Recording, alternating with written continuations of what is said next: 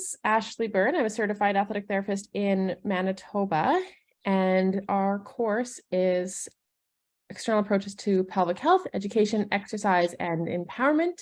We are running the course in Guelph, Ontario, February 25th and 26th, 2023, and the early bird deadline is January 28th, 2023. And my name is Jenny Telfer-Crum. I'm a pelvic health physiotherapist here in Ontario. Our course that I'm teaching with Ashley Burr, the athletic therapist, is External Approaches to Pelvic Health, Education, Exercise, and Empowerment. We're offering it in Guelph, Ontario on February 25th, 26th of this year, 2023. And the early bird deadline is January 28th, 2023. Pelvic floor physiotherapy or pelvic floor therapy is a therapeutic approach that addresses pelvic health concerns such as pelvic organ prolapse, urinary incontinence, pelvic pain, and associated concerns like diastasis rectus abdominis, pre- and postnatal care, and menopause. And we can kind of break it down into two different categories as well. So traditionally, people might think of internal pelvic therapy, which traditionally is done by physiotherapists or even occupational therapists, where we do an internal assessment. And that is a rostered act in Ontario. It's a protected act. But our course focuses on the external aspects of that, which Ashley can explain. Yeah, so for external pelvic floor therapy, we're looking at assessing and treating conditions over the clothes, which is what our External Approaches to Pelvic Health course is focused on, the external assessment and treatment of the common pelvic health concerns that we've mentioned. So really everybody can benefit from pelvic therapy because everybody has a pelvis. But specifically, we're looking at anybody who's experiencing symptoms or has concerns about urinary incontinence, pelvic organ prolapse, or pelvic pain, all of which, again, we talk about in our course. Honestly, it really varies from person to person, depending on what the client has in mind, what their concerns are, what their goals are, what their anatomy is like. These are all factors that come into play. So for some people, it truly can be something you address in one session. If it's primarily through education and exercise modifications, if they find symptom relief or they get the answers they're looking for. But for others, of course, it can take longer, especially if you're seeing them through like a transition. So if you're seeing someone prenatal and postnatal, then of course that's going to be multiple visits and their condition is likely to change before and after birth. So it's nuanced and flexible that way. Myself as an athletic therapist, I initially wanted to create a course directed at athletic therapists and for athletic therapists that would help them become more comfortable and empowered with treating common pelvic health concerns.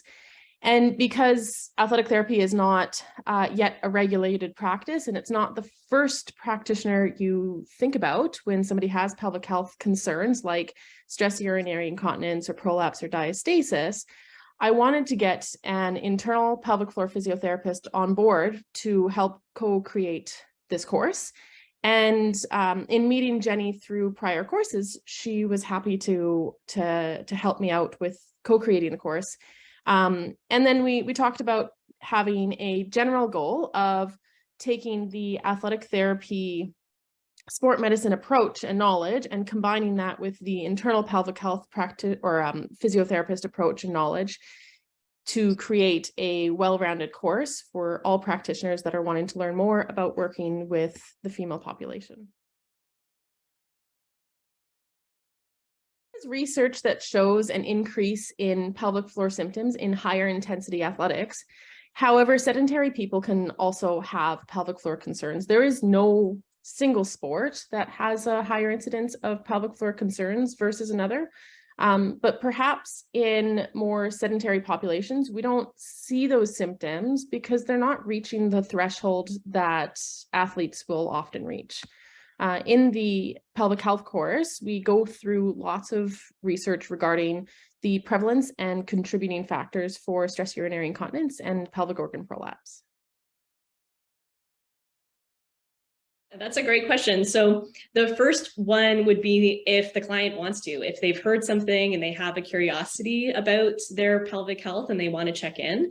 And then of course, if they have symptoms, if they have bladder leaking, pelvic pain, pressure, heaviness in the pelvis, or if they want to have some guidance as they do transition.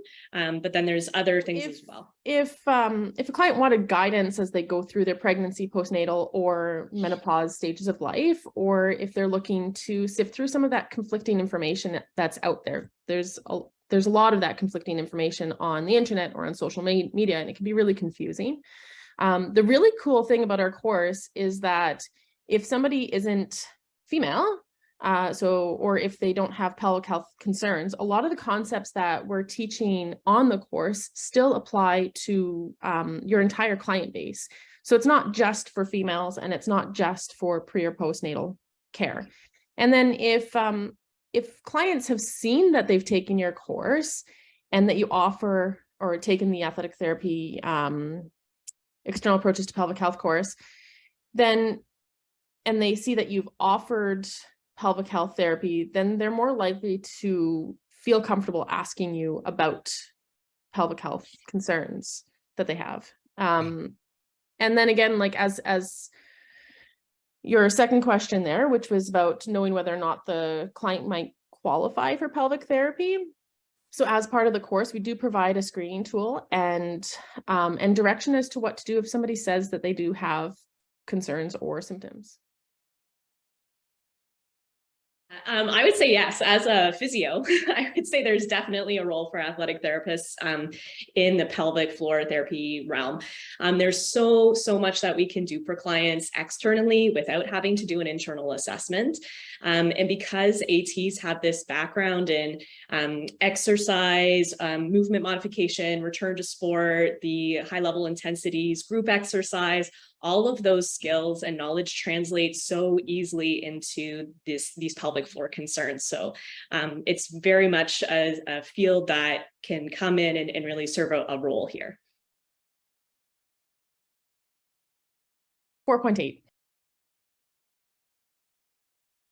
I became interested in pregnancy and postnatal care after my cesarean birth with my son in 2016, mostly because I had a really difficult time finding good information on how to safely return to exercise. And there was just so much information on the internet, and a lot of it was very scary and fear-based. So eventually it was recommended by a colleague that I look into some courses by Anthony Lowe in Australia.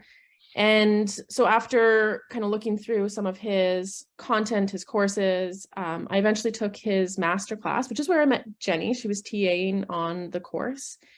And I started to integrate a lot of that into my practice. So I still work with all populations, youth, I work with adults, elderly, sedentary, athletics. And but the knowledge I've gained has allowed me to learn and understand more about the common pelvic health concerns like diastasis, incontinence, and pelvic organ prolapse. And where there is a portion of my practice that is pregnancy and postnatal and clients who have pelvic health concerns, I do a lot of the time end up having somebody coming in to see me for, say, a knee injury. And once we go through the assessment and history and talk a little bit about, potential pelvic health concerns that they might have, or that is an area that I work with, then they often will come forward and ask me questions and let me know that they do have some of those pelvic health concerns. And so really it was just a very natural integration into my practice. It wasn't, switching from one thing to another. It was just, I wanted to learn more about some of the things that my clients were experiencing, and then it was just able to flow into that. For physiotherapists, pelvic health is not a baseline. So we're treated as orthopedic physiotherapists, and then we take extra courses to become pelvic physios. So I found the same thing, although the majority of my practice at this stage is pelvic health. It is something where you might have those orthopedic concerns that eventually the client will disclose they have a concern, or you start getting someone into like plyometrics and jumping and they're like, oh, I don't want to do that. And you're like, oh, is it bothering your knee? And it's like, no, actually, I'm having bladder leaking with that. It's like, oh, okay. And now you can actually help those clients, right? Opposed to being like, oh, I don't touch that. Okay, we won't do jumping, right? There's stuff we can do to really integrate this. Once again, the course is External Approaches to Pelvic Health, Education, Exercise, and Empowerment. And we're running the course in Guelph, February 25th and 26th, 2023. The early bird deadline is January 28th, 2023. And to register for the course, you can just hop onto my website, burrathletictherapy.com. That's BURR athletictherapy.com. And there's a little link there that says Con Ed. You hop in there and that'll take you to the registration link. We're hoping to see the Ontario athletic therapists come forward to participate in the course and gain the skills learned in our course.